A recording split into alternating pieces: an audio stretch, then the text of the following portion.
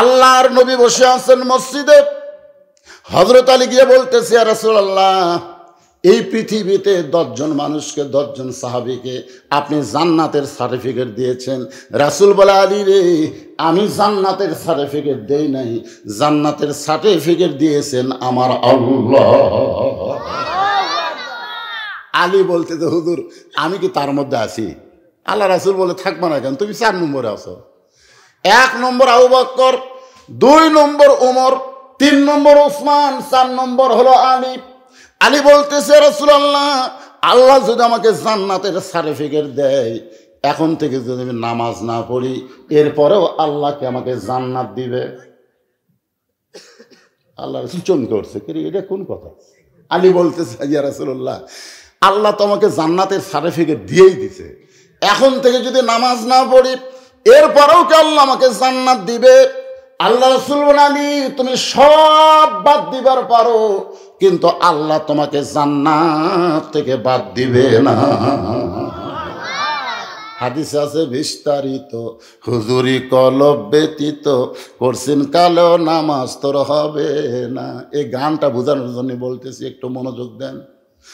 হযরত আলী বলে, ইয়া রাসূলুল্লাহ, একসঙ্গে সব নামাজকে বাদ দেওয়া যাবে? আজ থেকে ফজরের নামাজ আমি পড়বো না, কারণ 5 ওয়াক্ত নামাজের মধ্যে ফজরের নামাজ পড়া হলো বিরক্ত। জোরে কন কি? এই জোরে কন কি? কেন জোরে কন না কেন? বিরক্ত। এই ঠান্ডার মধ্যে আর সালাতো খাইমের নাম শোনার সাথে সাথে বিরক্ত লাগে ভাই। ল্যাপ দিছে মাথার ওপর, পাও বার হই, পা আছে, আপনি তাকায় দেখবেন মনে হয় চাউলের বস্তা ঠেকাতে হচ্ছে। ধরে কোন কথা ঠিক কিনা? আগাও নেই, মাথাও নেই, গেল কোথায়? আপনি ল্যাপ টানতে দেখেন, ল্যাপের ভিতর আর সাইজ আর সকালবেলা সাইড টিপে কুত্তের সাইজ, একই সাইজ। কথা কন না কেন? তাহলে সবচাইতে বিরক্তের নামাজ হলো ফজরের নামাজ। ইয়া রাসূলুল্লাহ, আজ থেকে আমি আলী ফজরের নামাজ পড়বো না, এরপরেও আল্লাহকে আমাকে জান্নাত দিবে। রাসূল বললেন, আলী তুমি ফজর বাদ দিবার পারো, কিন্তু আল্লাহ তোমাকে জান্নাত থেকে বাদ দিবে না। এই কথা বলে আলী যখন সরে গেছে, আবু বকর বলতে, হুজুর এত বড় বেয়াদবি করলো, এর কান সারা থেকে চর দিয়ে ফেললেন না? আপনার সামনে বলতেছে আজ থেকে ফজর পড়বো না। রাসূল মুস্কে হেসে বললেন, আবু বকর, নামাজ যদি জান্নাতের জন্য হয়, আলী নামাজ বাদ দিবার পারবে, আর নামাজ যদি আল্লাহর জন্য হয়, গোটা দুনিয়া আলী বাদ দিবে, কিন্তু 1 ওয়াক্ত নামাজ বাদ দিবে না। আবু বকর বললেন, তাই? ঠিক আছে, দেখো। হযরত আলী এশার নামাজ পড়ে বাড়িতে গেছে। প্রতিদিন দরজায় গিয়ে সালাম দেয়। আপনি যখন বাড়িতে যাবেন, দরজায় সালাম দেওয়া হলো নবীর সুন্নত। আপনারা দরজা সালাম দেন, বাড়ির দরজা গিয়া সালামু আলাইকুম ইয়া আহলাল বাইত, এই বাড়ির মধ্যে যারা আছো সবাইকে আল্লাহ রহমত বর্ষণ করো। সুবহানাল্লাহ। এই সালাম দিবেন, আল্লাহ তাআলা বাড়ির প্রতি রহমত বর্ষণ করবে। হযরত আলী প্রত্যেক দিনের সান নামাজ পড়ে গিয়ে বাড়িতে সালাম দেয়, কিন্তু আজকে সালাম না দিয়া ডাকতেছে, হাসান হোসেনের মা দরজা খুলে দাও, হাসান হোসেনের মা দরজা খুলে দাও। ফাতেমা চমকে করছে, কে রে, যেই স্বামী আমাকে সালাম দেয়, সালাম বাদ দে, সরাসরি হাসান হোসেনের মা। ফাতেমা দরজা খুলি বলতেছে, আসসালামু আলাইকুম। হয়তো চমকে উঠে বলতেছে, আমার মনে নেই, মনে নেই। ফাতেমা বললেন, কেন, কি জন্য সালাম খুলে গেলেন? আমার মনে হয় আপনি কোনো বেয়াদবি করছেন, যার কারণে সালাম আপনার মুখ থেকে আল্লাহ কায়রা নিয়েছে। হযরত আলী ঘরের মধ্যে ঢুকি বলতেছে, ফাতেমা, আজকে বেলাল যখন আজান দেবে, ওই ফজরের আজান শোনার পরে আমাকে যেন ঘুম থেকে জাগায়ও না। ফাতেমা বলে, স্বামী গো, দুনিয়ার সমস্ত মুয়াজ্জিন আজান দিলে মুয়াজ্জিনের কণ্ঠ মুসল্লির কানে আসে, আর হযরত বেলাল যখন আজান দেয়, আমার বাবা বলেছে আজান আল্লাহর আরশ পর্যন্ত পৌঁছে যায়। পৃথিবীর একটাই মাত্র মুয়াজ্জিন যার নাম হলো হযরত বেলাল। এটা কি মাস? রজব মাস না? এই মাসে আল্লাহ রাসূল যখন আরশে যাচ্ছিলেন, এক জায়গায় গিয়ে রাসূলের খুব ভয় লাগছে। জিবরাইল তো নাই, খালি একলা একলা আল্লাহ রাসূল। রাসূল কয়, একলা একলা আল্লাহর কাছে যাচ্ছি, কেউ নাই। ইতিমধ্যে একটা পায়ের শব্দ শোনা যায়। রাসূলকে, কে রে আমার সামনে, কে রে? বেলাল কয়, ইয়া রাসূলুল্লাহ আমি বেলাল। আল্লাহ রাসূল চমকে গেল। আমার আগে বেলাল হাঁটতেছে, যেই বেলালকে দেখে আসলাম মক্কায়, আর সেই বেলালকে আল্লাহর আরশের পাশে দেখা যায়। মেরাজ করে এসে বেলালকে নবী ডাক দিলেন, আয় রে বেলাল, আয় আমার কাছে আয়। বেলাল, এমন কি আমল করো যে আমল করার কারণে যে জায়গায় আল্লাহ নবী মাঝখানে তোমারে দেখা যায়? বেলাল বলে, নবী গো, অজু যাওয়ার পরে আমি সঙ্গে সঙ্গে অজু করি আর 2 রাকাত তাহিয়াতুল অজু নামাজ পড়ি। যারা কর না সুবহানাল্লাহ। ওগো স্বামী, তাহাজ্জুদের নামাজ পড়েন, তাহলে ফজরের আজানের কি দরকার? হযরত আলী 5 ওয়াক্ত নামাজ ছাড়াও আর একটা নামাজ পড়ে, সেই নামাজের নাম হলো তাহাজ্জুদ। জোরে বলেন, নাম কি? তাহাজ্জুদ। সাহাবারা জিজ্ঞাসা করলেন, হুজুর 5 ওয়াক্ত নামাজ আর তাহাজ্জুদ এর মধ্যে ব্যাখ্যা কি? আল্লাহ রাসূল বললেন, 5 ওয়াক্ত নামাজ হলো ইবাদত আর তাহাজ্জুদ হলো মহব্বত। খুব খেয়াল করে শুনবেন, 5 ওয়াক্ত নামাজ কি? ইবাদত, আর তাহাজ্জুদ হলো মহব্বত। সাহাবারা বললেন, হুজুর মহব্বতের ব্যাখ্যা কি? আল্লাহ রাসূল বললেন, ইবাদতের ব্যাখ্যা হলো জান্নাতের জন্য, আর মহব্বতের ব্যাখ্যা হলো আল্লাহর জন্য। আপনারা বলেন তো, জান্নাতের জন্য আর আল্লাহর জন্য এর মধ্যে তফাৎ কি? এক বান্দা আছে নামাজের সেজদায়, আল্লাহ ডাক দেয়, বলে যতই নামাজ পড়ার সেজদা কর, তোর ঠিকানা হলো জাহান্নাম। তুই যতই উপরে হয়ে থাক, নামাজ পড়ার সেজদা কর, তোর ঠিকানা হলো জাহান্নাম। সেজদা থেকে মাথা তুলে বলতেছে, আলহামদুলিল্লাহ আলহামদুলিল্লাহ। আল্লাহকে, কেড়ে পাগলাই, তোরে জাহান্নামের খবর দিলাম, এরপরেও তুই আমার শুকর আদায় করিস কেন? বান্দা বলতেছে, আল্লাহ আমার তো জায়গা আছে, তুমি যদি বলতে জাহান্নামও নাই জান্নাতও নাই, তাহলে আমি যাবো কোথায়? তোমার বানানো জাহান্নামে যে আমার জায়গা হয়েছে, এই জন্যই তোমার শুকরিয়া আদায় করলাম। আল্লাহ কয়, পাগল, জাহান্নামে গেলে তুই পুড়ে যাবি, তোর কষ্ট হবে। আল্লাহর পাগল বলে, বান্দা আল্লাহ, আমি জাহান্নামে একলা যাব না। আল্লাহ বলে, জাহান্নামে তোর সাথে কে যাবে? আল্লাহর বান্দা বলে, তাকায় দেখো, যার মহব্বত আমার কলি যায়, তাকে ছাড়া জাহান্নামে কেমনে যায়? আল্লাহু আলিমুম বিজাতিস সুদূর। আল্লাহ নজর করে দেখে পাগলের কলি যায় আল্লাহর মহব্বত। আল্লাহ বলে, পাগল রে, আমার মহব্বত নেই, কেউ যদি জাহান্নামেও যায়, আমি জাহান্নামীকেও জান্নাত বানায়া দিব। পাগল বলতেছে, আমি জানি তো। আল্লাহ বলে, তুই কেমনে জানিস? বলে, আল্লাহ তোমার যেটা নাই আমার সেটা আছে। আল্লাহকে, তোর আবার কি আছে? আমার জাতির পিতা আছে, তোমার আছে? সুবহানাল্লাহ না কেন? পাগল বলতেছে, আমার জাতির পিতা আছে, তোমার আছে?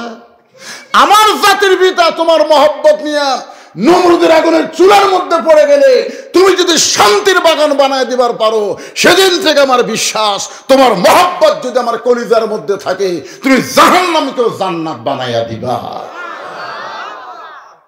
এই তাহাজ্জুদের নামাজ পড়লে আপনাদের কলিজায় আল্লাহর মহব্বত পয়দা হবে, এমন মহব্বত পয়দা হবে, জীবন যাবে কিন্তু 1 ওয়াক্ত নামাজ আপনার বাদ পড়বে না। সুবহানাল্লাহ কোন না কেন? ফাতেমা বলে, স্বামী গো, আপনি তাহাজ্জুদের নামাজ পড়েন, তাহলে ফজর আযানের সময় জাগান লাগবে কেন? আলী বলতেছে, আমি নবীর কাছে ওয়াদা করেছি, আজ থেকে ফজরের নামাজ পড়ব না, এরপরও আল্লাহ আমাকে জান্নাত দিবে। তাহলে বিরক্ত ফজরের নামাজ আদায় করে লাভটা কি?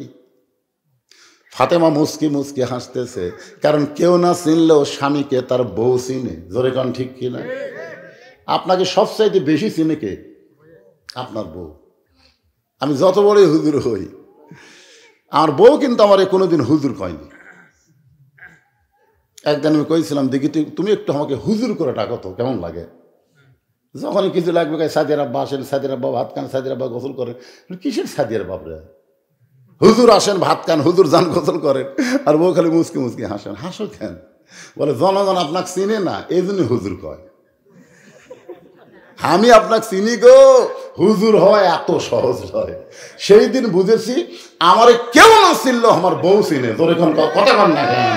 আমি আসলে শক্তিশালী মরদ না দুর্বল মরদ, এটা কে জানে? কথা কন না কেন? কে জানে? বউ। কে কত বড় মরদ সেটা বউ জানে। সুবহানাল্লাহ কোন। ফাতেমার স্বামীর মাথাটা কোলের মধ্যে নিয়ে স্বামীরে ঘুমায় দিচ্ছে। সুবহানাল্লাহ কোন। আরে বলে ফাতেমা তুমি ঘুমাইবে না, আমার মাথা তোমার কোলের মধ্যে নিয়ে তুমি আমাকে আদর করতেছো। বলে আজ থেকে ফজর পড়বেন না, তাহলে আপনাকে একটু আদর করে করে ঘুমায় দিব। ফজরে যখন পড়বেন না খামাখা। ফাতেমার কোলের মধ্যেই মাথা দিয়ে হযরত আলী ঘুমায় গেলেন। তাহাজ্জুদের সময় চেতন পাইছে। ফাতেমা বলে স্বামী গো কি করবেন? বলে তাহাজ্জুদের নামাজ পড়বো, কিন্তু ফজর পড়বো না।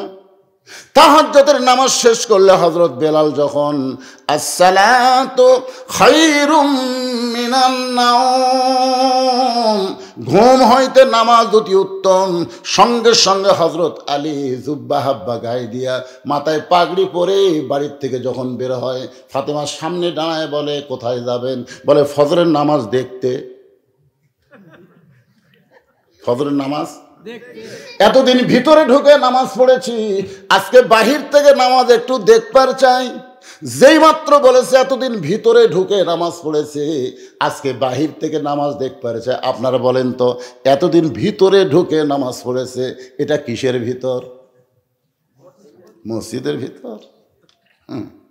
ভাইজান হাদিসে আছে বিস্তারিত, হুজুরি কলব ব্যতীত করছেন কালেও নামাজ তোর হবে না। সামনে কাতার এক মুসল্লি আমার পাশে বসে নামাজের নিয়ত করছে। পাশে নামাজের নিয়ত করে এরকম বারান্দাত একজনের মোবাইল বাজে উঠছে, বারান্দাত। ওই নিয়ত না, শালারে শালারে। যতক্ষণ আর মোবাইলে রিংটোন বাজতেছে ততক্ষণ ওই শালারে শালারে করতেছে। নামাজ শেষ হলে বললাম ভাই আপনি এরকম করলেন, হুজুর খেলা হাত বান্ধা না থাকলে চাপা আমি ফাটাতাম। কেন মসজিদের মধ্যে ঢুকবি, মোবাইলের সাউন্ড বন্ধ করবি না? তোর মোবাইল বাজার কারণে সবার নামাজ নষ্ট হয়ে গেল। আপনারা বলেন তো, কারো রিংটন যখন বাজে তখন আমাদের মন কি আল্লাহর দিকে থাকে? কথা কন, সত্যি কথা কন থাকে। খালি সবাইকে কোন শালারে এই শালা, মানে আমরা মনে মনে শালা কই, ওই মুখ দিয়ে বাইর করে দিচ্ছে, বুঝলেন? তার মানে উনি কি নামাজের মধ্যে আছে? হযরত আলী বলেছেন এতদিন ভিতরে ঢুকে নামাজ পড়েছি। জিহাদের ময়দানে পিছন দিকে একটা তীর বিদ্ধ হয়ে গেল। এমন ভাবে হযরত আলীর পিঠে তীর, পিঠে এমন ভাবে তীর, শলাকা গোস্তের মধ্যে জমে গেছে। শলাকায় হাত দিলে চিৎকার করে কান্দে। রাসূলের কাছে বলা হলো ইয়া রাসূলুল্লাহ, হযরত আলী পিঠে তীর ঢুকলো, বের করা যায় না। আল্লাহ নবী বললেন নামাজের মধ্যে যখন থাকবে তখন বের করো। আল্লাহ নবীর ইমামতিতে নামাজ শুরু হলো। জাবের আর হুযায়ফাকে রাসূল দায়িত্ব দিলেন। হযরত আলী যখন নামাজের সিজদায়, এমন সময় পিঠের উপরে দুইজন পা দিয়া এত জোরে তীর টান মারছে, তীর শুধু বের হয় নাই, তীরের সঙ্গে পিঠের গোস্ত পর্যন্ত ছিঁড়াইছে। নামাজ শেষ করার পরে তীর আর গোস্ত যখন নবীর কাছে জমা দেওয়া হয়, আল্লাহ নবী গোস্তটা ডান হাতের মধ্যে নিয়ে তীর বাম হাতে নিয়ে বলেন আলী, আলী রে। সঙ্গে সঙ্গে আলী লব্বাইকে রাসূলুল্লাহ। কে রে আলী? তোর পিঠে তীর ছিল, শলাকায় হাত দিলি চিৎকার মারতি, আর সেই তীর বের হলো, গোস্ত ছিঁড়াইলো। তুই তখন ছিলি কোথায়? তুমি তখন ছিলে কোথায়? আপনারা বলেন তো হযরত আলী কোথায় ছিল? আল্লাহ নবী জানে কি জানে না? জানার পরেও জিজ্ঞাসা করে আলী, পিঠের তীর বের হলো, গোস্ত ছিঁড়াইলো, তুমি তখন কোথায় ছিলে? আলী বলতেছে রাসূলুল্লাহ, জানার পরেও যখন জানতে চান তাহলে শোনেন, আমি তখন আল্লাহর কাবার ভিতরে ছিলাম। সমস্ত সাহাবেরা মুখ চাওয়াচাই করতেছে, ইয়ার দিকে চাই, নুয়ের দিকে চাই। কিন্তু আলী নামাজ পড়লো মসজিদে নববীতে, আর আলী কয় কাবার মধ্যে ছিলাম। আবু বকর বললেন হুজুর, অনেক লম্বা সময় পিঠের মধ্যে তীর নিয়ে থাকার কারণে হযরত আলী দুর্বল হয়ে গেছে, আর দুর্বল হওয়ার কারণে ভুল বকতেছে। সঙ্গে সঙ্গে রাসূল বললেন আনা মাদিনাতুল ইলমি ওয়া আলিউ বাবুহা, আমি হচ্ছে এলেমের শহর, আলী হচ্ছে তার দরওয়াজা। যেই কথা আমি নবী বলবো না, আমার ভিতরের কথায় আলীর মুখ দিয়ে আমি শুনতে চাই। আল্লাহ রাসূল বলেন আলী তুমি কাবার ভিতরে কেমনে গেলে? আলী বলে, ইয়া রাসূলুল্লাহ, নামাজের নিয়ত করলাম, নিয়ত করার সময় মুখ থাকবে কাবার দিকে, চোখ থাকবে সেজদার দিকে। আপনার যখন এভাবে হাত বাঁধবেন নিয়ত করার পরে, আপনার মুখ থাকবে কোন দিকে? কথা কন না ভাই, কাবার দিকে, আর চোখ থাকবে সেজদার দিকে। আলী বলতেছে, রাসূলুল্লাহ, আমি সেজদার দিকে তাকাইছিলাম। সেজদার দিকে তাকায় থাকতে থাকতে এক সময় আমার দুইটা চক্ষু বন্ধ হয়ে গেল। আমি বন্ধ করিনি, কে যেন আমার চক্ষু বন্ধ কল করে দিল। আমার দুইটা চক্ষু যখন বন্ধ হয় আমি তখন দেখতে পাই। তার মানে দুই চক্ষু বন্ধ হওয়ার পরে আর একটা চক্ষু আল্লাহ খুলে দিছে। ইয়ানজুরু বিনুরিল্লাহ। আল্লাহ রাসূল বলেছেন, ইত্তাকু ফিরাসাতাল মুমিনিনা ফাইন্নাহু ইয়ানজুরু বিনুরিল্লাহ। আসসালাতু মিরাজুল মুমিনিন। তোমার শরীয়তের দুইটা চক্ষু যখন বন্ধ হবে, ওই নামাজ তোমাকে মসজিদের মধ্যে রাখবে না, ওই নামাজ তোমাকে আল্লাহর মেরাজ ঘটায়া দিবে। আসসালাতু মিরাজুল মুমিনিন। নামাজ হচ্ছে মুমিনদের মেরাজ। সুবহানাল্লাহ কোন। ছোট বাচ্চারা কোক বা না কোক এরা বোঝে না, কিন্তু আপনারা যারা বুদ্ধিমান একটু মনোযোগ দিয়ে শুনবেন ভাইজান। আজকে নামাজকে নিয়ে ফাসাল্লি রব্বিকা, 1 নম্বর হলো নামাজ। 2 নম্বর ওয়ানহার মানে কুরবানি। নামাজ আর কুরবানি নিয়ে ওয়াজ করব, একটু কষ্ট হলেও মনোযোগ দিয়ে আমাদের শোনার দরকার আছে না নাই? নামাজ কার জন্যে? জান্নাতের জন্য না আল্লাহর জন্যে? এটা না বোঝা পর্যন্ত আমরা 5 ওয়াক্ত নামাজি হতে পারবো না। আল্লাহ রাসূল আলীর এরপরে খবর কি? আলী বলতেছে, রাসূলুল্লাহ, আমি যখন কাবার ভিতরে ঢুকলাম এমন সময় কাবার মালিক আমাকে ডাক দিয়ে বলল, আলী রে, তোর নামাজের সাইজ ভালো, এজন্যই অনেক দূরের কাবা তোর সেজদার জায়গায় হাজির হয়ে গেল। আলী 2 চক্ষু বন্ধ করে অন্তর থেকে বলতেছে, আল্লাহ, তুমি মনে করো না তোমার কাবা আমার সামনে দিয়াই তুমি আমাকে খুশি করতে পারবা? আল্লাহ বলে, আলী, তুই কি হইলে খুশি হবি? আলী বলতেছে, আমি কাবাকে সেজদা দিব না, কাবার মালিক আল্লাহর কুদরতি পায়ে সেজদা দিবার চাই। আল্লাহ বলে, আলী রে, তাহলে কাবার মধ্যে ঢুকে যা। আলী বলে, আমি যখন আল্লাহর কাবার মধ্যে ঢুকলাম, এটা মক্কার কাবা নয়, আল্লাহর কাবার মধ্যে ঢুকলাম, তখন আমার পিঠ থেকে তীর টান দিয়েছে, গোস্ত ছিঁড়াইছে। ওগো নবী, ওই সময় যদি আমাকে টুকরা টুকরা করতো আমি কিছুই বলতে পারতাম না। হাদিস আছে বিস্তারিত, হুজুরি কলব ব্যতীত করছিন কালেও নামাজ তোর হবে না। আলী বলে, ফাতেমা, এতদিন নামাজ পড়েছি ভিতরে ঢুকে, আজকে একটু দেখবার চাই। ফাতেমা বলতেছে, ঠিক আছে যান। হযরত আলী বাইরে ঘুরতেছে, দেখে মসজিদে নববীর বারান্দায় আবু যর গিফারি ফজরের 2 রাকাত সুন্নত পড়তেছে। কয় রাকাত? আল্লাহ রাসূল বলেছেন 5 ওয়াক্ত নামাজের 12 রাকাত সুন্নত তোমাকে পড়া লাগবে। কয় রাকাত? 12 রাকাত। তার মধ্যে জোহরেরই 6 রাকাত, জোহরের আগে 4 পরে 2, আসরের নাই। যেটা আছে না পড়লে কোনো পাপ নেই। আমার কথা কি বুঝলেন? মাগরিবের পরে 2 রাকাত আছে, এশার পরে 2 রাকাত আছে, আর ফজরের আগে 2 রাকাত সুন্নত। রাসূল বলেছেন ফজরের আগের 2 রাকাত সুন্নত এত দামি, আসমান জমিন বিক্রি করে দিলেও এত দাম হবে না। দরিকান সুবহানাল্লাহ। হযরত আবু যর গিফারি ফজরের 2 রাকাত সুন্নত নামাজ আদায় করতেছে। আলীর মন বলতেছে, আমি না হয় ফজর পড়বো না, তাই বলে কি ফজরের সুন্নত পড়া যাবে না? সুবহানাল্লাহ। দৌড়ে এসে আবু যর গিফারির পাশে দাঁড়ায় ফজরের 2 রাকাত সুন্নত নামাজ নিয়ত করেছে। 2 রাকাত সুন্নত যেই মাত্র শেষ হয়েছে, আবু যর বলতেছে, আলী ভাই, এশার সময় কি কয়ে গেলেন? এশার সময় নবীরে কইলেন ফজরের নামাজ পড়বো না, তাহলে কি শুরু করলেন? আলী বলতেছে, আবু যর, আমি বলেছি ফজরের ফরজ পড়বো না, তাই বলে কি ফজরের সুন্নত পড়া যাবে না? সঙ্গে সঙ্গে আবু যর মুখে আঙ্গুল দিছে, কারণ আল্লাহ রাসূল বলেছেন, আমার পরেই তোমরা যাকে ওস্তাদের সম্মান করবা তার নাম হলো আলী। আমি হলাম প্রিন্সিপাল, আলী হচ্ছে ইসলামের ভাইস প্রিন্সিপাল। ধরে কেন? সুবহানাল্লাহ। প্রত্যেকটা সাহাবী নবীর পরে যদি না কিছু বুঝতো, আলীকে বলতো, ভাই এটা কি, এটা কি, এটা কি। কারণ নবীর তার সব কথা বলা যায় না, সব কথা বলা যায়। আলী যখন বলে দিত, সাহাবীরা গিয়ে বলতো, ইয়া রাসূলুল্লাহ, হয়তো আলী এই কথা বলছে। আল্লাহ রাসূল বলে, আলী যদি বলে থাকে তাহলে আমার কাছে আর পুনরায় জিজ্ঞেস করার দরকার নাই, আমার কথাই আলী তোমাদেরকে বলে দিয়েছে। সুবহানাল্লাহ। আবু যর গিফারি মুখে আঙ্গুল দিলেন, কিছুই বললেন না। কিছুক্ষণ পরে হযরত বেলাল যখন ফজরের আকামত শুরু করেছেন, আকামত যখন শুরু হয় তখন আর বসে থাকা যাবে না। আল্লাহ কোরআনে বলেছেন, কুমু লিল্লাহি কানিতিন। আল্লাহু আকবার। আপনারা বলেন তো, নামাজের ভিতরে বাহির যে ফরজ আছে তার মধ্যে একটা ফরজ কিন্তু দাঁড়িয়ে নামাজ পড়া। কথা কয় না রে? তাহলে চেয়ারে বসে নামাজ পড়া এটা কত দূর না? ওই লোকটাকে যদি খাটনিত করে শায়ন করে মসজিদে নিয়ে আসতো, তাহলে এই চেয়ারত বসে নামাজ পড়া পারতো।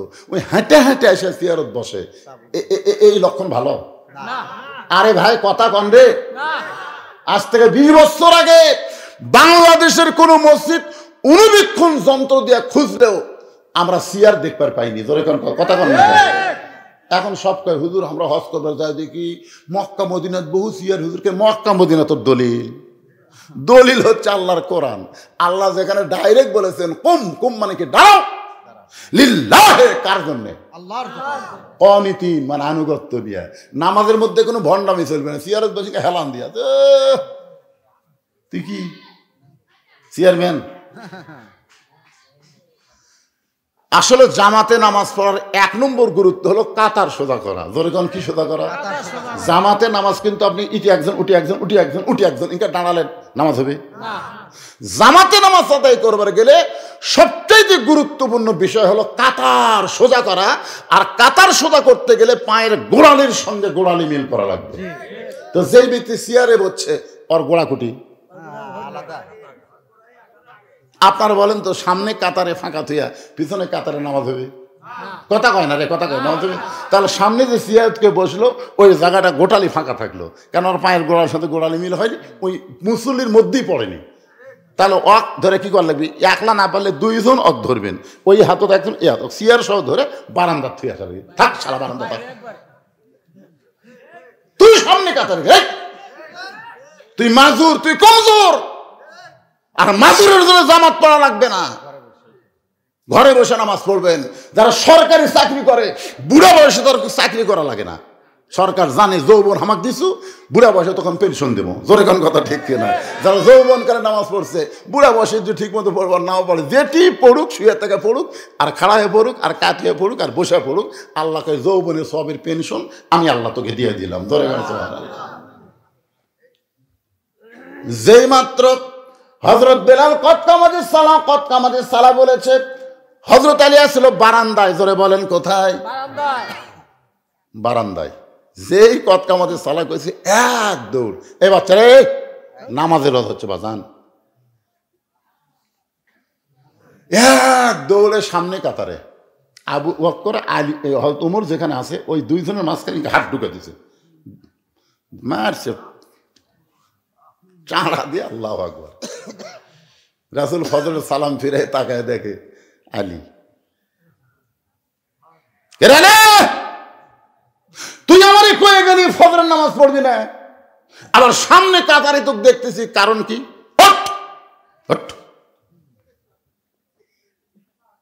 হযরত আলী শুধু ছোট বাচ্চার মতন কান্দে। আল্লাহ রাসূল বলে, আলী কানলে হবে না, তুই বলে গেলি ফজরের নামাজ পড়বি না, আবার সামনে কাতারে তোরে দেখতে পাই, এর ভিতরের মারেফত আজকে জানাতে হবে। কি কন? মারেফত জানার দরকার নাই, খালি এইটা জানার পরেও জীবন যাবি, আপনার নামাজ বাদ দেবেন না। সবচাইতে বড় উন্নয়ন হলো মসজিদে মুসল্লি হওয়া। জোরে কোন কথা ঠিক ভাইজান? শুনবেন না? আল্লাহ রাসূল বলে, তুই কয়ে গেলি ফজর নামাজ পড়বো না, আবার সামনে কাতারে দেখা যায়, কারণ কি? হযরত আলী শুধু ছোট বাচ্চার মতন কাঁদতেছে। হযরত আলী কি বলবে এইটা আমরা প্রত্যেকটা আল্লাহর বান্দারা শুনবো। তার আগে ফাতেমা বলতেছে, বাবা গো, ওই জামিলা কাঠুরার বউ কি আমল করে আপনি একটু আমারে বলেন, আমিও আমলটা করবার চাই। রাসূল বললেন, ফাতেমা, কোন আমলের কারণে কাঠুরার বউ তোমার আগে জান্নাতে যাবে এটা বলতে পারবো না, তোমাকে তদন্ত করে জানা লাগবে। পরের দিন আসরের নামাজের পরে ফাতেমা চুপি চুপি ওই কাঠুরার বউ জামিলার বাড়ির দিকে রওনা দিয়েছে। মেয়েরা যখন রাস্তা দিয়ে যাবে, মেয়েদের যাওয়ার একটা নিয়ম আছে। আল্লাহ কোরআনে বলেন, অকরনা ফি বুয়ুতিকুন্না ওয়ালা তাবাররাজনা তাবাররুজাল জাহিলিয়াতিল উলা। মেয়েরা ঘরের মধ্যে থাকো। কার কথা? যদি ঘর থেকে বার হও তাহলে ঘরের পরিবেশ নিয়ে বার হওয়া লাগবে। ওই জাহেলি যুগের মেয়েদের মতন সাজুগুজু করে বার হওয়ার কোনো পারমিশন মুমিনা নারীর নাই। ফাতেমা চুপি চুপি জামিলার বাড়ির দরজায় গিয়ে করুণ স্বরে, মৃদু স্বরে, মেয়ে মানুষের কণ্ঠ জোরে বলা যাবে না, করুণ স্বরে বলতেছে, জামিলা, আমি নবীর মেয়ে ফাতেমা। জামিলা দরজায় এসে ছোট বাচ্চার মতন কাঁদতেছে। ফাতেমা বলে, জামিলা কান্দো কেন? বলে, কান্দার কারণ হলো আমার সারা জীবনের সাধনা এক নজর নবীর কলিজার টুকরা ফাতেমাকে দেখবার চাই। আমার সারা জীবনের সাধনা এক নজর ফাতেমারে দেখতে চাই। ফাতেমা বললেন, তাহলে দরজা খুললেই দেখা যাবে। কান্দার কারণ কি? জামিলা বলতেছে, আমি দরজা কেমনে খুলবো? আমার স্বামী বাড়িতে নাই। আমার স্বামী কাঠ বিক্রি করতে গেছে বাজারে, আর স্বামীর হুকুম ছাড়া ফাতেমার জন্য দরজা খুলতেও আমি ভয় পাই। সঙ্গে সঙ্গে ফাতেমা চমকেছে, ওরে বাবারে, একটা মেয়ে মানুষের জন্য একটা মেয়ে মানুষ দরজা খুলবি, তাও আবার স্বামীর হুকুম লাগবি? জামিলা বলতে, ফাতেমা মনে কষ্ট নিয়েন না, আজকের মতো আপনি ফেরত যান। আগামীকালে এই সময় আসলে আসা মাত্রই দরজা খুলে দিব, কারণ রাতের বেলা আমার স্বামীর কাছ থেকে আপনার ব্যাপারে অনুমতি চেয়ে নিব। ফাতেমার আগ্রহ বেড়ে গেছে যে স্বামীর হুকুম ছাড়া সে মেয়ে ফাতেমার জন্য দরজা খোলে না, এর বাড়ির মধ্যে কি মাল আছে, ওই কোন আমলের কারণে আমার আগে জান্নাতে যাবে, আমাকে দেখা লাগবেই।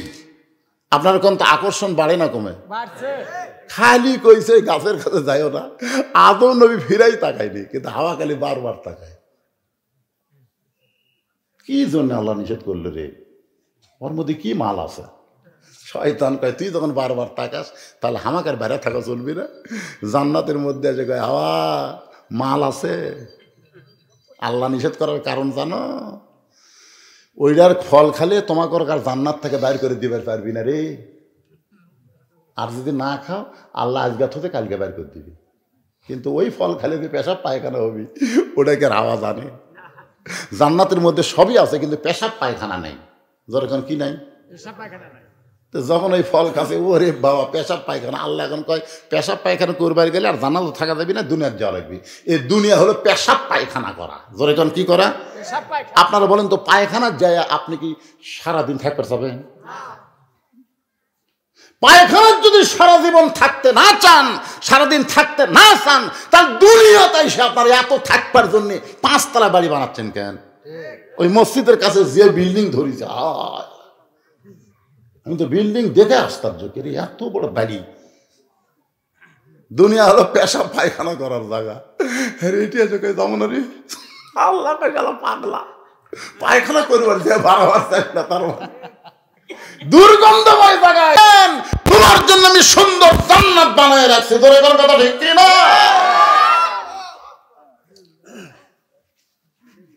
একটু মনোযোগ দিয়ে শুনবেন। মা ফাতেমার আকর্ষণ বাড়ছে না কমছে? পরের দিন আসরের নামাজের পরে চুপি চুপি যখন রওনা দেয়, পিছন দিক থেকে একটা বাচ্চা ডাকতেছে, মা গতকাল কোথায় গেছিলেন, আজকে আবার কোথায় যান, আমি আপনার সঙ্গে যাবার চাই। ফাতেমা তাকায় দেখে ওই বাচ্চার নাম হইল হোসাইন। জোরে বলেন, নাম কি? ফাতেমা চিন্তায় পড়ে গেল, হাসান যদি হইতো তাহলে বুঝান যাইতো, কিন্তু হোসেনকে বুঝান যাবে না। রাসূল বলেছেন, ফাতেমা হাসান অবিকল, আমি নবীর মতন, আমার চরিত্র আর হাসানের চরিত্র সমান সমান, কিন্তু হোসেন একটু জেদি মা, আমি দুনিয়া থেকে যাওয়ার পরে হোসেনের প্রতি একটু আলাদা নজর দিবি। আমি রাসূল আমার কলিজার তাইতেও হোসেনকে বেশি ভালোবাসি। সেই হোসেন মায়ের কাছে বলতেছে, মা গতকাল কোথায় গেছিলেন, আজকে আমি আপনার সঙ্গে যাবার চাই। এখনো ফাতেমা মাত্র 4 বছরের বাচ্চা।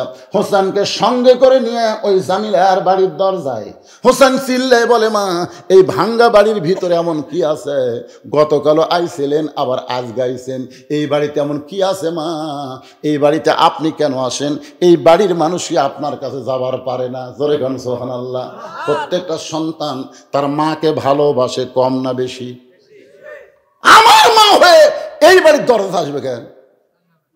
এই বাড়ির লোক আমার মায়ের কাছে যাবে? প্রত্যেকটা সন্তান মাকে বেশি ভালোবাসে, আর যারা শয়তান তারা শাউরক বেশি ভালোবাসে। তোর কোন কথা ঠিক কিনা? আম্মা আম্মা আমি বাজারে যাচ্ছি, আপনি ডাব খাবেন না গ্লুকোজ খাবেন? বউ বলতেছে আমার মাও দুটাই খায়। ঠিক আছে, ডাবো আনবো গ্লুকোজ আনবো। এই কথা বলে ব্যাগ না বের হচ্ছে, দরজাত মা খাড়ায় আছে, ওর জন্মদাত্রী মা দরজাত খাড়ায় আছে, ওই মায়ের দিকে তাকায় না। মা বলতেছে গত সপ্তাহে 10 টাকার পান কিনা দিছিস, আজকে আবার 10 টাকার পান আনবি, আমার দিকে তাকাস না কেন? মায়ের মুখের দিকে তাকাইলে আল্লাহ একটা কবুল হজের সওয়াব দিয়ে দেয়। ছেলে বলতেছে এই জন্যই তো তাকায় না, খালি খাই খাই, খালি খাই খাই। ওই শাউরের জন্য ডাব গ্লুকোজ কিনবে, ওই জায়গার কথা নাই। আর মায়ের জন্য 10 টাকার পান খালি খাই খাই, এরকম পাটা আছে না নাই? যখন আছে না নাই? মায়ের পায়ের তলে সন্তানের জান্নাত। 25 ডিসেম্বর যখন আমার মা মারা গেল, এতদিন বুঝতে পারি নাই। এ ভাই আপনাকে সমস্যা হচ্ছে? হ্যাঁ না, আপনারা যদি লটপট লটপট করতে সামনে লোক তোর বেশি কি বিরক্ত হচ্ছেন? হযরত আলী রাসূল খাড়া করতো তো, মনে আছে? এসার সময় কইলি ফজর পড়বি না, আমার সামনে কাতারে দেখা যায় নামাজের মারে ফজরে খালি শরীয়ত শুনলে হবি না। আজকে এটা জানার পরে এক ওয়াক্ত নামাজ আর কেউ বাদ দেবেন না ইনশাআল্লাহ। হ্যাঁ, একটু ধৈর্য নিয়ে বসে থাকেন। আমার মায়েদের জন্য কিছু কথা না বললে ওরা আবার বিরক্ত হবে। হুসাইন বলতেছে মা আপনি কেন এই ভাঙ্গা বাড়ির দরজায়? সঙ্গে সঙ্গে ফাতেমা বলে জামিলা দরজা খুলে দাও। জামিলা বলতেছে 1 ঘন্টা হলে দরজার দাঁড়িয়ে আছে, আপনি আসা মাত্রই খুলে দিব। ফাতেমা বলতেছে তাহলে খুলে দাও। বলে একটা ছোট্ট বাচ্চা আপনার সঙ্গে আইছে, ওই বাচ্চা নিয়ে যদি ঢুকবার চান তাহলে আজকের মতো ফেরত যান। কারণ আমার স্বামী শুধু আপনার ব্যাপারে অনুমতি দিয়েছে, আপনি একটা বাচ্চা সঙ্গে করে আনবেন, ওইটা নিয়ে তো আমার স্বামী অনুমতি দেয় নাই। সঙ্গে সঙ্গে হোসাইন মায়ের হাত ধরে বলতেছে মা আমি সঙ্গে থাকার কারণে যেই মেয়েটা ঘরের দরজা খোলে না, এই মেয়েটা হলো খারাপ মেয়ে। আমি সঙ্গে থাকার কারণে, কারণ হোসাইন আল্লাহ নবীকে ঘোড়া বানাইছে। জোরে কোন কথা ঠিক কিনা? আর সেই হোসেন সঙ্গে থাকার কারণে যে মেয়েটা দরজা খোলে না, এই মেয়েটা হলো খারাপ মেয়ে। সঙ্গে সঙ্গে ফাতেমা হোসেনের মুখে চাপা দিয়ে বলে বাজান রে, তুই যাকে খারাপ মেয়ে বলতেছিস, তোর নানা বলেছে ওই মেয়েটা তোর মায়ের আগে জান্নাতে যাবে। তুই বলতেছিস খারাপ, আর তোর নানা কি কয়? সঙ্গে সঙ্গে হোসেন মায়ের হাত ধরে বলতেছে মা তাহলে নকল জায়গা ঘুরে লাভ নাই, আসল জায়গা চলেন। ফাতেমা বলে আসল জায়গা কোনটা?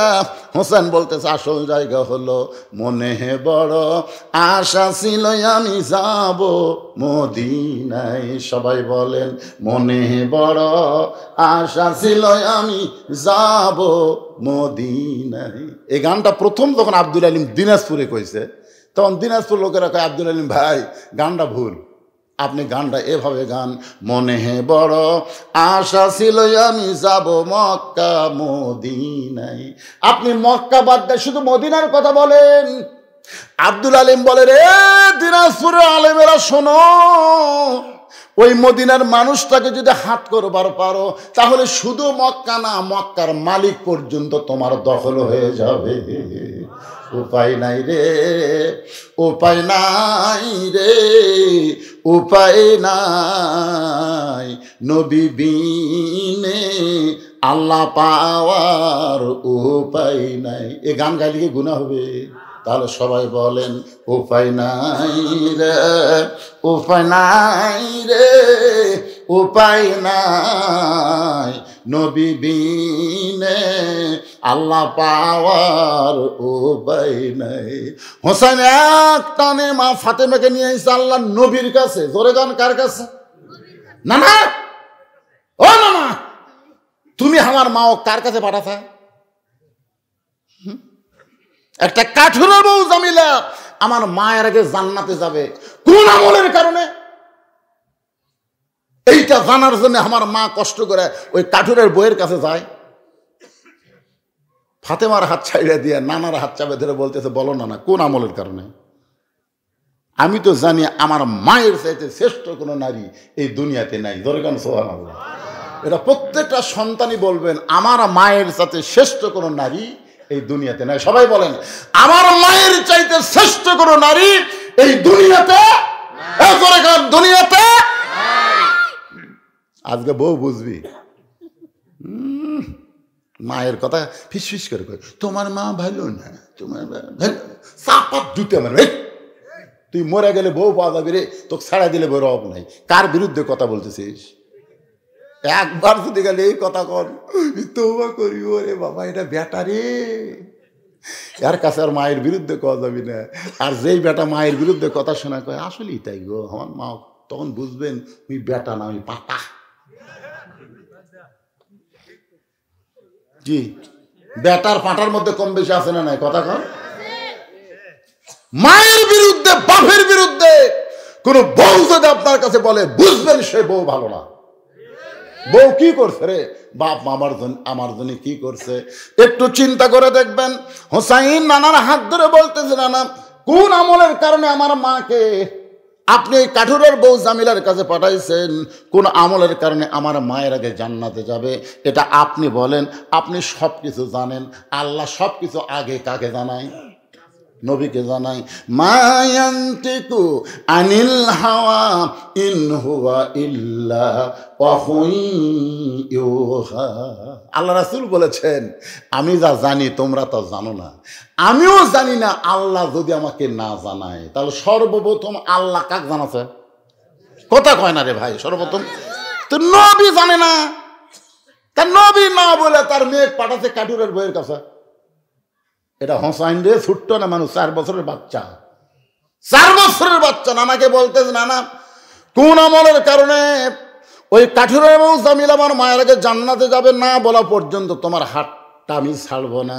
এমন সময় আল্লাহ নবী ডাক দিলেন, আলী।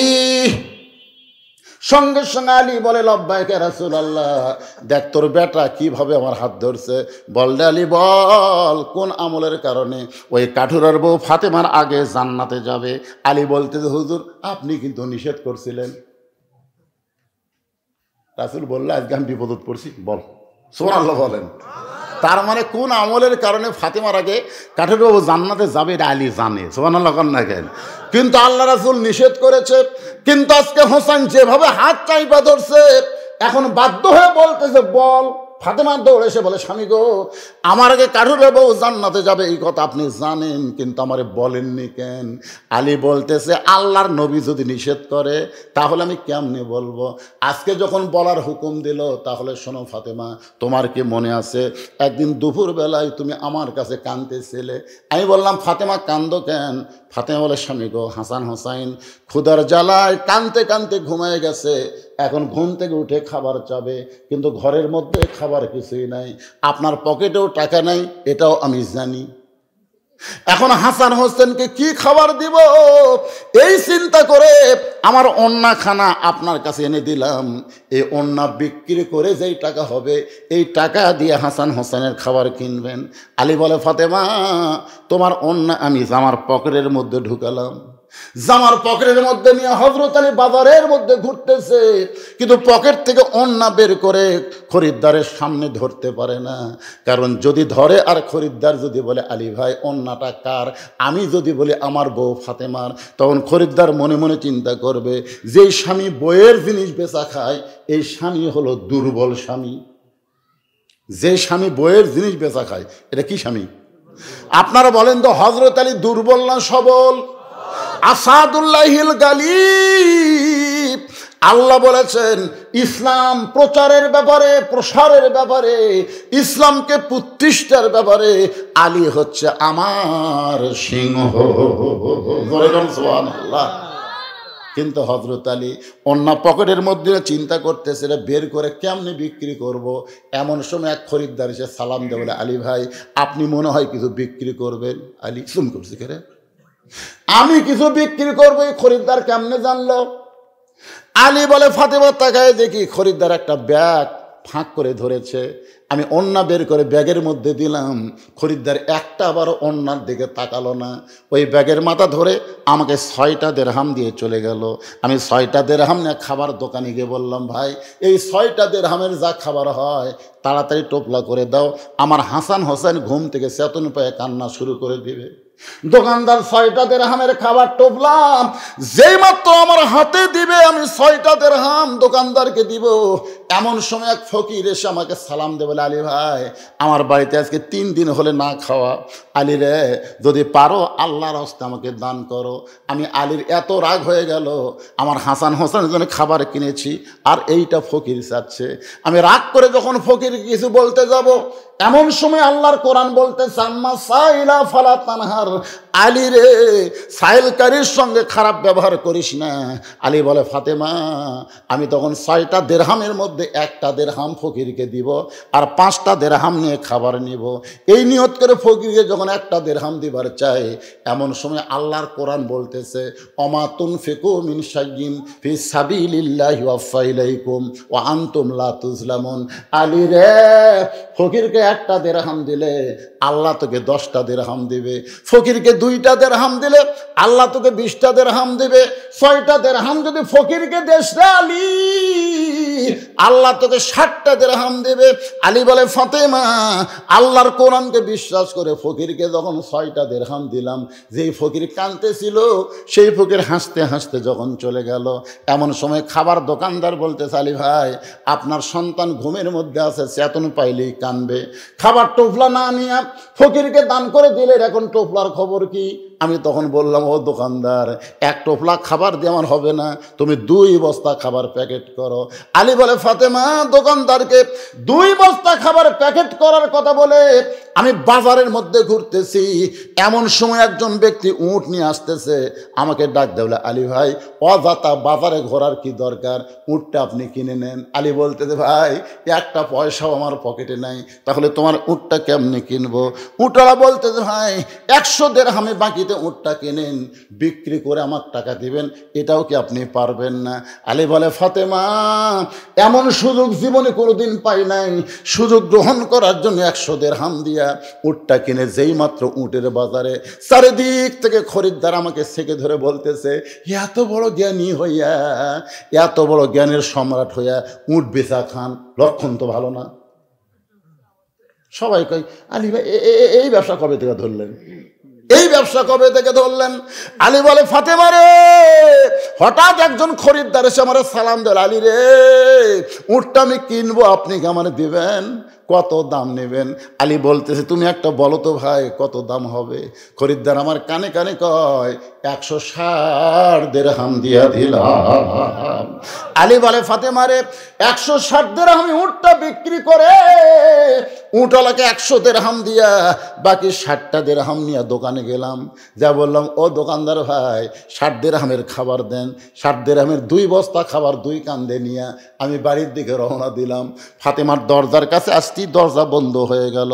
আলী বলে ফাতেমা দরজা খোলো। ফাতেমা বলতেছে অন্না বিক্রি করার টাকা দিয়া বড়জোর 1 টোপলা খাবার হবে। 2 বস্তা খাবার কোথায় পাইলেন? তাড়াতাড়ি বলেন, না বললে দরজা খুলবো না। আমি বললাম ফাতেমা রে বড় ক্লান্ত হয়ে গেছি, 2 বস্তা কমপক্ষে 2 মণ ওজন হবে। ফাতেমা দরজা খুলে দাও। ফাতেমা বলতেছে না খাইয়া মরা যাব, কিন্তু 2 বস্তা খাবার কোথায় পাইলেন না বললে দরজা খুলবো না। কারণ বউগুলো যদি ভালো হয় স্বামী কোনোদিন ঘুষের ব্যবসা করতে পারবে না। যেরকম কথা ঠিক কি না? ফাতেমা বলে আমার হাসান হোসেন না খাইয়া মরে যাক, আমার কোনো আপত্তি নাই, অন্য বিক্রি করার টাকা দিয়ে বড় জোর 1 টোপলা খাবার হবে, আপনি 2 বস্তা খাবার কোথায় পাইলেন? আলী বলতেছে ফাতেমা আমি তো বলবো, আগে দরজা খুলে দাও। ফাতেমা বলতেছে আগে বলেন তারপরে দরজা খুলবো। আলী বলতেছে আগে খোলো তারপরে বলবো। ফাতেমা বলতেছে আগে বলেন তারপরে খুলবো। এমন সময় আল্লাহর কোরআন বলতেছে আর রেজালো কাওয়ামুনা আলান নেসা, আলী রে বইয়ের কাছে পরাজিত হোস না, স্বামী থাকবে বইয়ের ওপরে। সুবহানাল্লাহ। আল্লাহর কোরআন বলতেছে স্বামী থাকবে বইয়ের উপরে। ফাতেমা দরজা না খুললে কি হবে? হযরত আলী 2 বস্তা খাবার নিয়ে আল্লাহর নবীর দরবারে গেছে। নবী বসেছিলেন, নবী দাঁড়িয়ে সালাম দেবেন, আলী আয় আয় আমার কাছে আয়। যেই মাত্র হযরত আলী গেছে নবীর কাছে, নবী কান থেকে 2 বস্তা নামায় নিয়ে আলীর কপালে একটা চুমা খায়। ধরে কোন সুবহানাল্লাহ। আলী বলতে যে হুজুর আপনি এত ভালো, কিন্তু আপনার মেয়ে ভালো না। আপনার মেয়ে ভালো না, দরজা খুলে দিল না। আল্লাহ রাসূল বলে আলী রে, ফাতেমা যদি দরজা খুলে দিত তাহলে বলতো তুই কি আমার কাছে আসতি? বলে না হুজুর, দরজা খুলে দিলে তো আমি আপনার কাছে আসতাম না। আল্লাহ নবী কয় আলী রে, ফাতেমা দরজা বন্ধ রাখার কারণে বাধ্য হয়ে তুই তখন আমার কাছে আসলি, তাহলে বলতো আলী যে খরিদ্দার তোর কাছ থেকে অন্না কিনেছে, তুই কি তারে চিনিস? আলী বলে রাসূলুল্লাহ আমি তো চিনি না। আল্লাহ নবী বলে আলী রে, যেই ফকির তোর কাছ থেকে ভিক্ষা চাইছে সেই ফকিরকে তুই চিনিস? বলে না। যে তোর কাছে উট বিক্রি করলো আবার তোর কাছ থেকে উট কিনে নিল, তুই কি তার সম্পর্কে জানিস? আলী বলতেছে রাসূলুল্লাহ আমি কিছুই জানি না। রাসূল বলে আমি জানি, তোকে জানাবার চাই। ধরে গেল সুবহানাল্লাহ। আলী বলতেছে আসলেই তো তাই রে, কোন খরিদ্দার আমার কাছ থেকে অন্না কিনলো, কে ভিক্ষা নিল, কে উট বিক্রি করলো, কে উট কিনে নিল? রাসূল বলতেছে আমি বলবো, তুই কি শুনবি না? আলী বলতেছে 100 বার শুনবো, 1000 বার শুনবো। আলী শুনবে। আমার সামনে যারা বসে আছেন আপনারা কি শুনবেন? কারা কারা শুনবেন? আল্লাহকে একটু হাত দেখান। লিল্লাহি তাকবীর। হাত নামান। হযরত আলী বলতেছেন ইয়া রাসূলুল্লাহ, এশার নামাজ বলেছি, এশার নামাজের সময় বলেছি ফজর পড়বো না, কিন্তু ফজর কেন সামনে কাতারে? আপনি যখন শুনতে চান তাহলে অবশ্যই আমাকে বলতে হবে। হযরত আলী যে উত্তর দিবে এটাও আপনারা শুনবেন, শুনবেন না ভাইজান? কিন্তু এখানে একটা আমলের কথা আছে, সে আমলটা হলো একটা দিরহাম দান করলে আল্লাহ 10টা দিরহাম দেয়। এটা আমার কথা না, কথা হলো আল্লাহর। ওমা তুনফিকু মিন শাইইন ফি সাবিলিল্লাহি ইউওয়াফা ইলাইকুম, মানে তুমি দাও আল্লাহ তোমাকে দিবে। এটা কার কথা? তুমি দাও 1, আল্লাহ দিবে 10। এটা দুনিয়াতেই দিবে।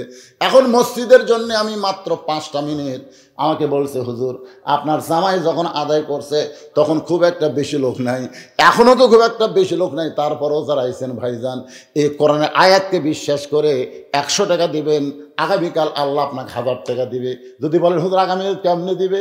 আগামীকাল আপনার একটা অ্যাক্সিডেন্ট আছে, আপনি জানেন আগামীকাল আপনি অটো ভ্যানত চলে যাবেন, ভুটভুটি আপনাকে মারবি, আপনার হাসপাতালে যায় ঠ্যাং ভাঙ্গার কারণে 20,000 টাকা খরচ হবে।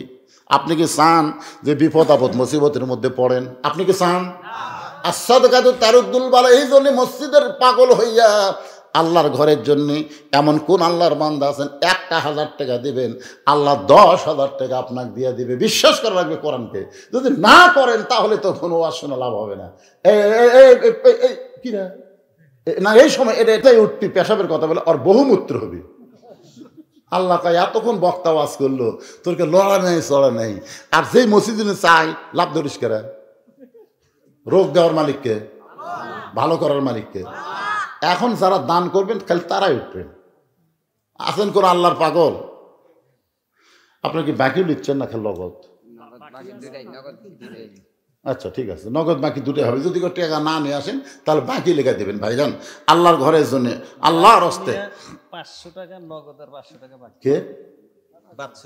বাচ্চু মিয়া 1000 টাকা দান করেছে, নগদ 500, বাকি 500। আল্লাহ বাচ্চু মিয়ার দানকে আল্লাহ আপনি কবুল করেন, আল্লাহুম্মা আমিন।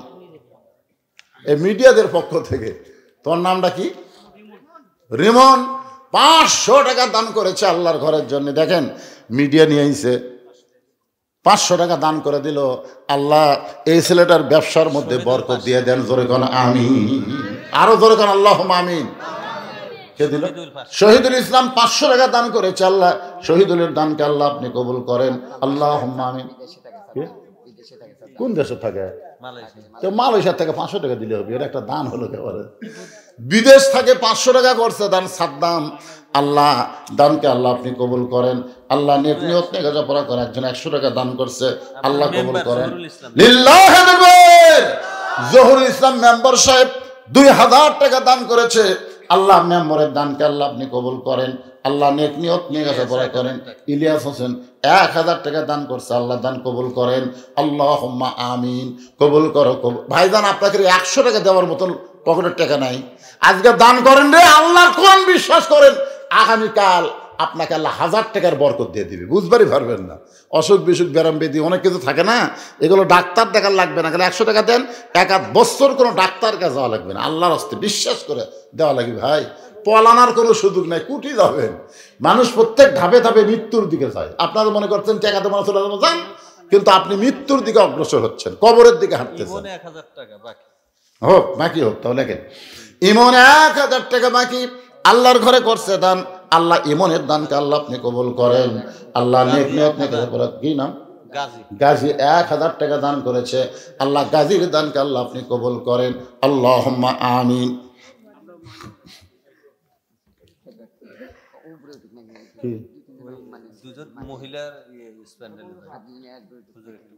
এর মধ্যে আদায় করবেন আবার।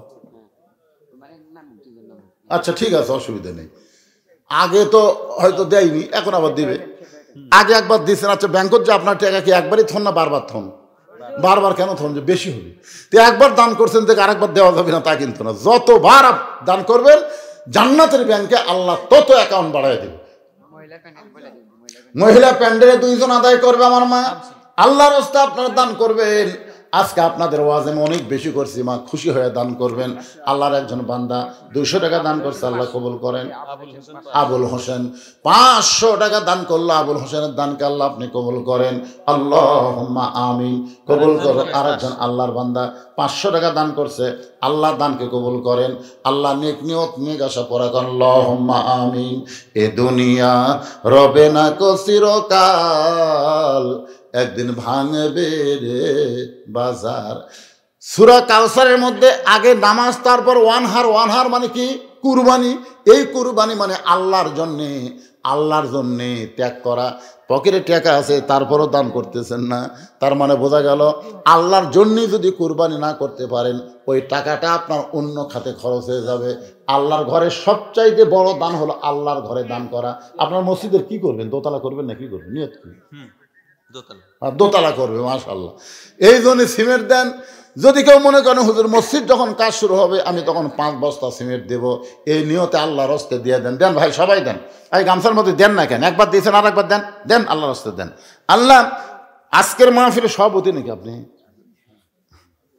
500 টাকা দান করেছে মুরব্বী, আল্লাহ দানকে কবুল করেন। আল্লাহ নেক নিয়ত নিয়ে গাছা পড়া। আল্লাহুম্মা আমিন। এ দুনিয়া রবে না কো চিরকাল, একদিন ভাঙবে রে। ভাই উঠে যায় না ভাই, বড় 2টা মারাত্মক ওয়াজ রাখছি রে, শোনেন, শুনে যান। টাকা না দেন, না দেন, 10টা মিনিট একটু ধৈর্য ধরেন। কে মারা গেছে? হায়দার মারা গেছে। তার রুহের মাগফিরাতে তার ভাই 1000 টাকা দান করেছে, আল্লাহ তার কবরকে জান্নাতের টুকরা বানায় দেন। ময়নার ভাই 1000 টাকা দান করেছে। কি ভাই? ময়নাল ভাই 1000 টাকা দান করেছে। আল্লাহ ময়নাল ভাইয়ের দানকে আল্লাহ আপনি কবুল করেন। আল্লাহুম্মা। যাদের বাপ মা কবরে গেছে, মমিন ভাই 1000 টাকা দান করেছে, আল্লাহ দানকে কবুল করেন। এগুলোর নাম লেখো বাবা, বাবা লেখো। আপনারা কি সব এই গ্রামের লোক না বাহির গ্রামের সব? না, এই গ্রামের লোক হলে তো দামে এত দুর্বল হলে হবে না। মসজিদ কমিটির সভাপতি কে? এই মসজিদের সভাপতি উনি দিছে আজকে 1 লাখ দিছে, দিবে ঘোষণা করছে। মাশাআল্লাহ, তাহলে তো কাম হয়ে গেছে। কে অসুস্থ? এই মসজিদের প্রতিষ্ঠাতা যিনি 1 লাখ টাকা দান করলো তার বাবা অসুস্থ। আমরা সবাই আল্লাহর রাস্তে দোয়া করি। লাইফ আহরে একটু হাত তুলি ভাই। আল্লাহুম্মা আমিন। আল্লাহ লাইফ সাপোর্টে আছে। আল্লাহ যিনি মসজিদের প্রতিষ্ঠাতা মুরব্বী, আল্লাহ তাকে পুরোপুরি সুস্থতা দান করো। আল্লাহ যদি সুস্থ না হয়, তুমি সব জানো, ইমানের হালে মুসলমান করে জান্নাত ঘর বানায় তাকে দুনিয়া থেকে বিদায় নেওয়ার তৌফিক দাও বিরহমাতিকা ইয়া আরহামার রাহিমিন। সুলতান 500 টাকা দান করেছে, আল্লাহ সুলতানের দানকে আল্লাহ আপনি কবুল করেন, আল্লাহুম্মা আমিন। হেলালের বাপ মারা গেছে 1000, হেলালের বাপ মারা গেছে, রুহের মাগফিরাতে 1000 টাকা করছে দান, আল্লাহ বাবার কবরকে জান্নাতের টুকরা বানায় দেন, আল্লাহুম্মা আমিন। জি না না, উঠে যাবে কেন? আদায় করতেছে জান্নাতের খাম, এটাই তো জান্নাত। আখিরাতের প্রতি যাদের বিশ্বাস আছে তারাই দান করে, অল্প হোক বেশি হোক, আখিরাতকে যারা বিশ্বাস করে আল্লাহ তাদের দ্বারাই দান নেই। আর যারা খালি নামে মুসলমান, আখিরাতের কথা বিশ্বাস নেই, এরা দান করবে না। এরা মনে করবে 10 টাকা বড় থাকলে লাভ রে, দিলেই ক্ষতি। আপনারা কি দান করা ক্ষতি মনে করতেছেন? তো উঠে যাবেন কেন? এই যে একসাথে কয়টা উঠলো? একটু জিকির করেন, লা ইলাহা ইল্লাল্লাহ, লা ইলাহা ইল্লাল্লাহ, লা ইলাহা ইল্লাল্লাহ, লা ইলাহা ইল্লাল্লাহ, লা ইলাহা ইল্লাল্লাহ, লা ইলাহা ইল্লাল্লাহ, লা ইলাহা, লা ইলাহা ইল্লাল্লাহ মুহাম্মাদুর রাসূলুল্লাহ। ফাতেমা বলে, স্বামী গো, কাঠুরের বউ জামিল আমার আগে কোন আমলের কারণে জান্নাতে যাবে সেইটা না কই আপনি দানের ওয়াজ করলেন। কাক বলতেছে? ফাতেমা কাক বলতেছে? মনোযোগ দিয়ে শোনেন। ফাতেমা হযরত আলীকে বলতেছে, কাঠুরের বউ জামিলা আমার আগে জান্নাতে যাবে, সে ওয়াজ না করে আপনি দানের ওয়াজ করলেন। এই ওয়াজ দিয়ে আপনি কি বুঝাইলেন? আলী বলতেছে, ফাতেমা, আল্লাহ যখন তোমাকে জান্নাত দিবে, সুবহানাল্লাহ, তখন তোমাকে হেঁটে হেঁটে জান্নাত দিবে না, কারণ সাইদাতুন নিসাই আহলেল জান্নাহ ফাতেমাতুজ জোহরা, তুমি জান্নাতি নারীদের নেত্রী হওয়ার কারণে আল্লাহ তোমাকে উটের পিঠে করে জান্নাত দিবে। সুবহানাল্লাহ। সমস্ত মেয়েরা হেঁটে হেঁটে জান্নাতে যাবে, কিন্তু তুমি জান্নাতি নারীদের নেত্রী হওয়ার কারণে উটের পিঠে করে আল্লাহ তোমাকে জান্নাত দিবে। জান্নাতের দরজার কাছে যাইয়া আর তোমার উট সামনে পা বাড়াবে না। ফেরেশতারা বলবে, আল্লাহ উটটা খাতুনে জান্নাতকে নিয়ে জান্নাতের কাছে এসে আর তো সামনে পা বাড়ায় না, এখন কি করব? আল্লাহ বলতেছে, ফেরেশতা উটটাকে টানে টানা জান্নাতে নিয়ে যাওয়া লাগবে, টানে টানা। ফেরেশতা বলে, আল্লাহ উটের কি ধরে টানবে? টানার মতন তো কিছুই নাই। আলী বলে, ফাতেমা, আল্লাহ তখন বলবে, রে ফেরেশতা, আমি ফাতেমার ওন্নাটা কিনে জান্নাতের মধ্যে যত্ন করে রাইখা দিছি। তার মানে বোঝা গেল ফাতেমার ওন্না দুনিয়ার কোনো মানুষ কিনে নাই, ফাতেমার ওন্না কিনেছে স্বয়ং আল্লাহ জান্নাতের ফেরেশতা দিয়ে। কারণ ফাতেমা হলো পর্দানিশী, আর পর্দানিশীর ব্যবহারের জিনিস কোনো পুরুষ কিনুক এটা আল্লাহ পছন্দ করে নাই। আল্লাহ বলবে, রে ফেরেশতা, ওই ফাতেমার ওন্নাটা নিয়ে যায় উটের গলায় বেঁধে দাও। ওন্নাটা উটের গলায় যখন বেঁধে দেওয়া হবে, ওন্নার একটা অংশ নিচের দিকে ঝুলতে থাকবে।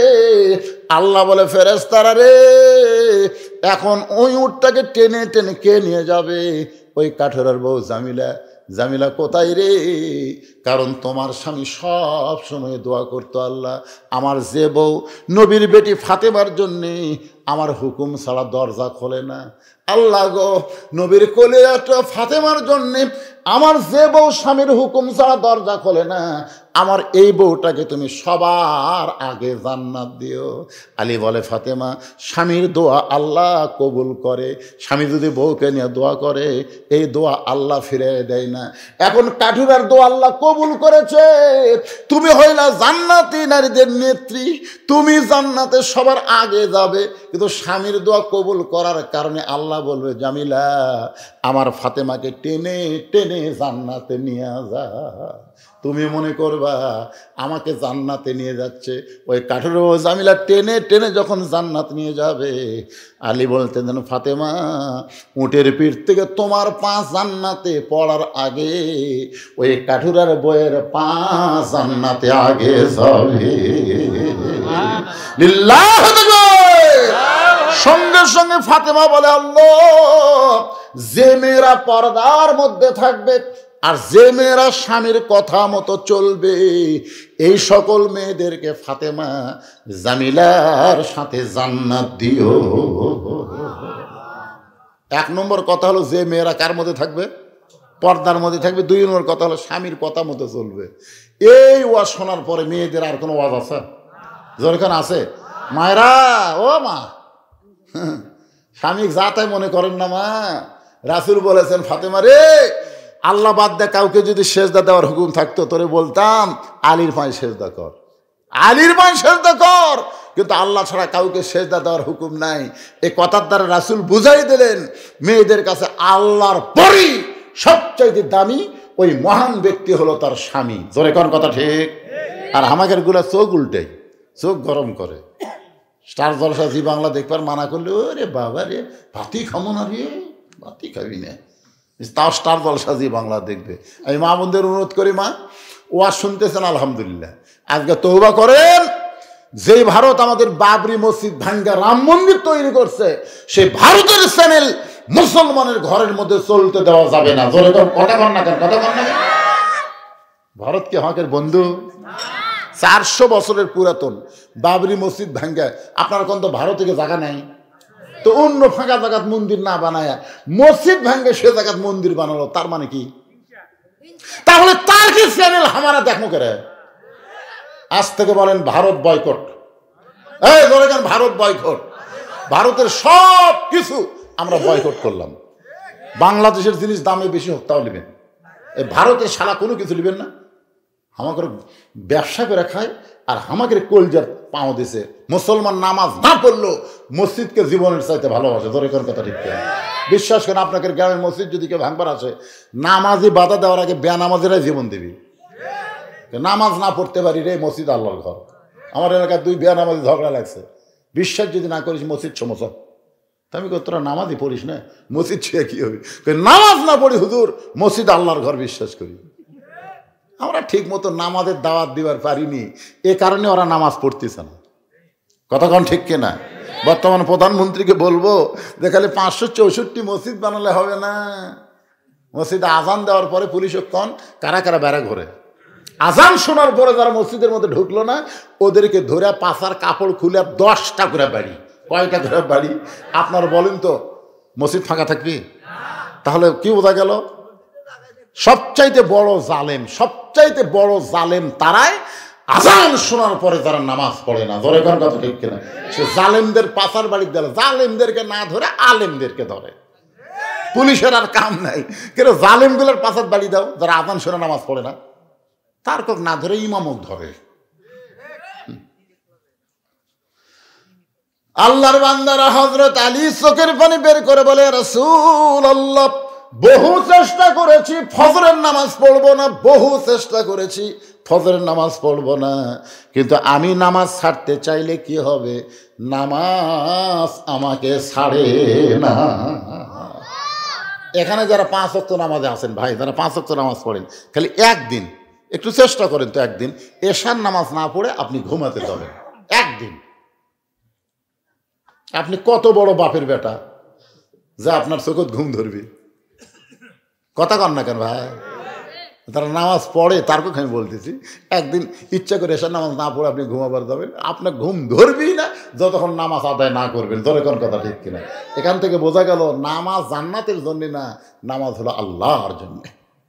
আর এই নামাজ যারা আদায় করেন হাউদে কাউসারে 1 পিয়ালা পানি পান করে জাহান্নামে গেলেও আল্লাহ জাহান্নামকে জান্নাত বানাই দিবে। এখন বলেন শুধু মসজিদের উন্নয়ন, মসজিদ বিল্ডিং করা না, 5 ওয়াক্ত নামাজ মসজিদ জামাতের সঙ্গে আদায় করা। আজকে কারা কারা মাগরিব এশার নামাজ পড়েননি আমি বলবো না, কিন্তু এই ওয়াজ শোনার পরে কারা কারা ফজরের নামাজ পড়বেন না হাত তোলেন তো দেখি। কারা কারা ফজর পড়বেন না হাত তোলেন। তার মানে বোঝা গেল সবাই পড়বেন। কারা কারা ফজরের নামাজ পড়বেন 2 হাত তোলা আল্লাহ দেখান তো দেখি। আল্লাহ এই দেখেন তো কে হাত তোলেন? ও পিছন দিকে একটা।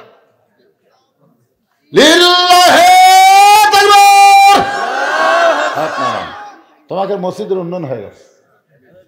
1 লোক ফজর নামাজ পড়ি তাহলে কি? যাইবো সবাই যাইবো। কি কয় এই নামাজের ওয়াজ শোনার পরে যদি নামাজ না পড়ে কি ভাই ইস্তেগফার পড়েন, আস্তাগফিরুল্লাহ। কারণ ফজরের নামাজ জামাতে পড়বার গেলে বেশি রাত ওয়াজ করা ঠিক না। আস্তাগফিরুল্লাহ। এ বাবা বসেন, বাবা বসেন বসেন। মোনাজাত জীবনে শেষ হতে পারে, বসেন। না বাবা মোনাজাত কি আমি 2 ঘন্টা ধরে কর্মতা আশ্চর্য।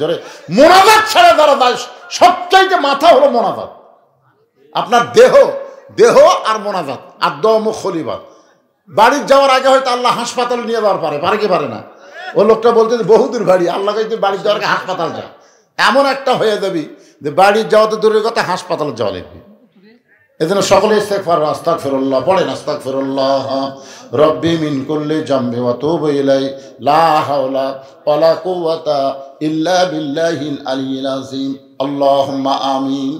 আল্লাহুম্মা আনতাস সালাম ওয়া মিনকাস সালাম তাবারাকতা ইয়া যাল জালালি ওয়াল ইকরাম। আয় আল্লাহ তাআলা, সেই মাগরিবের নামাজের পর থেকে রাত 12:15 পর্যন্ত তোমার পাগল বান্দা বান্দিরা আরামের বাড়ি আরামের ঘুমকে বাদ দিয়া কোরআন হাদিসের মহব্বত কলিজার মধ্যে নিয়া এই জান্নাতের বাগানে বসে বসে কোরআন হাদিসের আলোচনা শোনার শেষে আমি গুনাহগারের সঙ্গে রহমতের দরজায় ফকির হয়ে দোকানে হাত তুলেছে। আল্লাহ মেহেরবানি করে আজকের মাহফিল আমাদের সকলের হেদায়েতের জন্য, নাজাতের জন্য, জান্নাতের জন্য কবুল করো। এই মাহফিলের শুরু থেকে শেষ পর্যন্ত যত আলোচনা হয়েছে আল্লাহ, এর মধ্যে যদি ত্রুটি হয়, ভুল হয়, মাফ করে দাও। এর যা হাদিয়া মঞ্জুর করো, সোনার মদিনায় নবী পাকের রওজা মুবারকে কবুল করো। মদিনা কত সুন্দর নাম মদিনা, মদিনার মানুষটা কত সুন্দর। ইমানের হালে কেউ যদি একবার দেখতে পায়, তার জন্য আল্লাহ জাহান্নামের আগুন হারাম বানায়। কত স্বপ্ন দেখেছি জীবনে, এমন একটা স্বপ্ন দেখার তৌফিক দিও যেই স্বপ্নে নবীজির সোনামুখ আমাদের নসিব হয়। আল্লাহ তামাম আম্বিয়ায়ে কেরাম, আসহাবে কেরাম, উম্মাহাতুল মুমিনিন, শহীদ শহীদান, জান্নাতুল বাকি, জান্নাতুল মাওয়া সহ পৃথিবীর যত গোরস্থানে যত মুর্দা শুয়ে আছে আল্লাহ সকলের আরওয়াহ পরে হাদিয়া কবুল করো। আল্লাহ এই ডিগ্রি পড়া গোরস্থানে যত মুর্দা শুয়ে আছে আল্লাহ সকলের কবরকে জান্নাতের টুকরা বানায় দাও। আল্লাহ আমরা যারা হাত তুলেছি, আমাদের জনম দুঃখনী মা যাদের কবরে চলে গেছে, ছোট্ট একটা শব্দ হলো মা, এই নামের মধ্যে কি মধুরে, যাদের মা নাই তারাই বুঝতেছে। এই দরদের মা যাদের কবরে গেছে আল্লাহ মেহেরবানি করে মায়ের কবর জান্নাতের টুকরা বানিয়ে দাও। বাবার বাড়ি ঘর সবই আছে, আমরা যারা বাবা হারা এতিম হয়ে গেছি আল্লাহ মেহেরবানি করে বাবার কবরকে জান্নাতের টুকরা বানিয়ে দাও। আল্লাহ মসজিদের প্রতিষ্ঠাতা অসুস্থ, লাইফ সাপোর্টে আছে আল্লাহ তোমার দরবারে দোয়া করি আল্লাহ তুমি তার প্রতি রহম করো, তাকে সাফায়ে কুল্লিয়া দান করে দাও। আজকের মাহফিলের সভাপতি, সহসভাপতি, প্রধান অতিথি, বিশেষ অতিথি, আজকের মাহফিল যারা কষ্ট করে আঞ্জাম দিল আল্লাহ সকলকেই তুমি 5 ওয়াক্ত নামাজি কবুল করে নিও। আল্লাহ ছোট ছোট বাচ্চারা সে ওয়াজের শুরু থেকে এখন পর্যন্ত চেতন থেকে কথাগুলো শুনেছে, এই বাচ্চাগুলো সব যেন 5 ওয়াক্ত নামাজি ইসলামের সৈনিক হতে পারে। আল্লাহ তুমি কবুল করে নাও। ফিলিস্তিনের মুসলমানকে আল্লাহ তুমি হেফাজত করো। ইহুদির দ্বারা বাইতুল আকসা তুমি নাফাক করো না আল্লাহ। তুমি আব্রাহাকে আবাবিল পাখি দিয়া ধ্বংস করে দিলে, পৃথিবীর মানচিত্র থেকে ইহুদি শয়তানদেরকেও তুমি ধ্বংস করে দাও আল্লাহ। আল্লাহ তোমার বাবরি মসজিদ ভাঙ্গা যারা রাম মন্দির তৈরি করলো আল্লাহ তুমি সবই দেখতেছো মাবুদ, তোমার কাছে বিচার দিলাম, তুমি যা ইচ্ছা তাই করো। আমার বাংলাদেশের প্রতি রহম করো। খাস করে সিরাজগঞ্জ এলাকার এই ডিগ্রি এলাকার প্রতি তুমি খাস রহমত করো। কে কোন নিয়ত করে হাত তুলেছে, সকলের নেক নিয়ত নেক আশাকে তুমি কবুল করো। আল্লাহ মসজিদ কবুল করো। মসজিদে নগদে বাকিতে দান করেছে, আল্লাহ সকলের দানগুলোকে জান্নাতের বিনিময়ে কবুল করো। আমার মা বোনদের পর্দানিশি কবুল করো। আবেদা সালে পর্দানিশি কবুল করে মা ফাতেমার চরিত্র দান করো। একটা মিনিট, আর বেশি সময় না, একটা মিনিটকে চোখ বন্ধ করে চিন্তা করেন, কত মানুষের জানাজার নামাজ আমরা পড়েছি। এই দুই হাত দিয়া কত কবরে মাটি দিয়েছি। এই দুই হাত দিয়া কত লাশ অন্ধকার কবরে নামায় দিস। একদিন আমরা মরে যাব, আমরা সবাই মরে যাব। মিশে মায়াই বন্দি থাইকা করলাম কত খেলা। পশ্চিমে তাকিয়া দেখো তোমার ডুইবা গেছে বেলা। এক পলকের নাই ভরসা, মিশে সকল আশা। কখন বুঝি দারুণ ঝড়ে ভাঙবে তোমার আশা পাখি রে। সবে মিশে আর ফাঁকি। মরণ কালে আমাদের জবানে জারি করে দিও লা ইলাহা ইল্লাল্লাহু মুহাম্মাদুর রাসূলুল্লাহ সাল্লাল্লাহু আলাইহি ওয়াসাল্লাম।